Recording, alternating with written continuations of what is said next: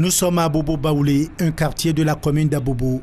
Les stands sont installés dans ce village communautaire à l'occasion de la célébration de la Journée mondiale de lutte contre le sida, prévue ce 1er décembre.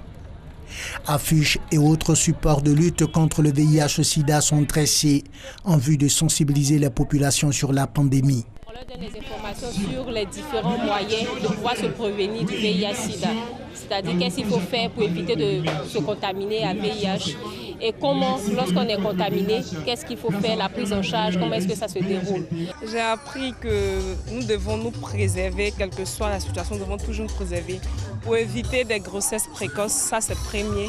Et deuxièmement aussi pour éviter des maladies sexuellement transmissibles. Dans le village communautaire, plusieurs associations et organisations non gouvernementales de lutte contre le sida sont représentées.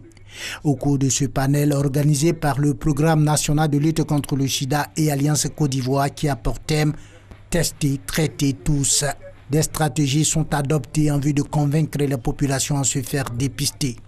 L'idée c'était de pouvoir renforcer, accélérer la réponse. Et donc cette stratégie était une stratégie qui nous permettait d'affiner notre façon d'approcher la réponse pour que nous ayons des résultats plus substantiels, qui visaient d'abord le bénéfice du patient, mais qui visaient aussi des bénéfices programmatiques. Alors nous avons voulu pour une fois, au niveau du village communautaire qui était devenu une tradition, à la veille de la Journée mondiale de lutte contre le sida, réunir tous les acteurs communautaires, discuter avec eux des innovations en termes de réponse communautaire au VIH-Sida, mais également des défis auxquels nous sommes confrontés. Le taux de dépistage que nous devons atteindre selon le premier 90, nous sommes encore à 37% et il faut faire beaucoup encore pour pouvoir atteindre au moins 90%.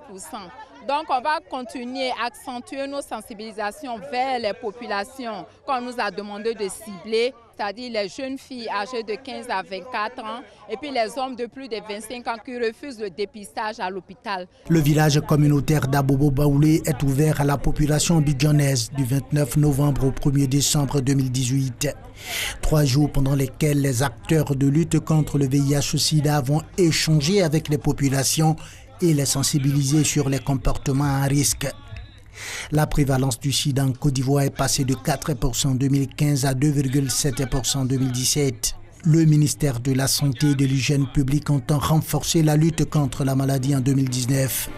Une victoire qui s'annonce déjà à travers ce symbole V du ruban rouge. Depuis lors, nous sommes engagés dans la lutte contre le VIH. Aujourd'hui, nous voulons célébrer la vie. Nous ne voulons plus allumer les bougies pour pleurer, pour penser à nos pionniers. C'est vrai, ils nous ont dévancés. Mais ensemble, nous qui sommes restés sur terre, c'est vrai, nous prions pour eux aussi. De leur côté, ils prient pour nous. Et aujourd'hui, nous sommes dit, le programme national de lutte contre le sida, il faut venir célébrer notre victoire ici. Et notre victoire, c'est le V qui est là.